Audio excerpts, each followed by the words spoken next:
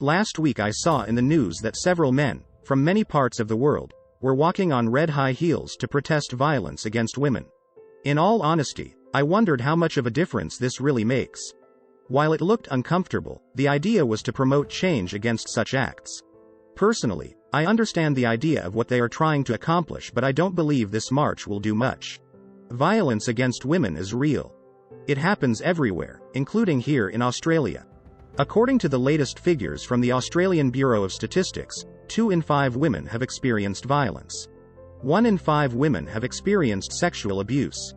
1 in 3 women have experienced physical violence, and 1 in 5 women have experienced stalking.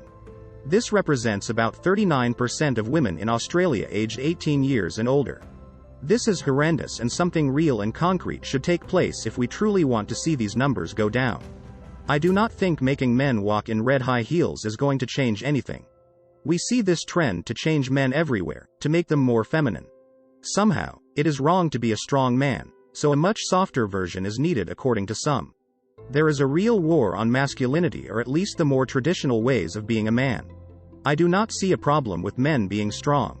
I believe God has given us men strength to protect and provide for our families. In the book of Joshua, in chapter 1, we read of a political leader, the head of a nation, who is called by God to be strong and courageous. Joshua is about to begin the conquest of the promised land, or present-day Israel, and in the face of powerful foes, God tells him to be strong and courageous, to not be afraid or be dismayed. With God at his side, Joshua could face anyone and everything and be successful.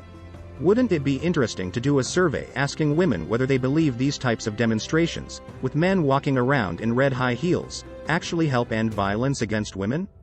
I have a feeling that the vast majority of them would say no. If you or someone you know has been abusive to women, you should do something about this problem. If you have been abusive to your wife and children, I would challenge you to seek professional help with someone who has experience in this type of treatment.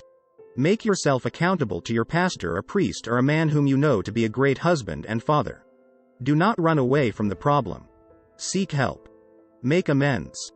If you call yourself a man, then be strong enough to face the facts and start making some personal changes. Learn a new sport or practice some physical activity to release whatever frustrations you may carry. A real man builds his family and does not tear it apart. I hope you still have time to save your marriage and the relationship with your children. And finally, I challenge you to pray, to seek the help of God. He will give you the strength you need to be the man He is calling you to become. I know He can help you. Thanks for watching Fadership, and leave us a comment. See you in the next video. Bye bye.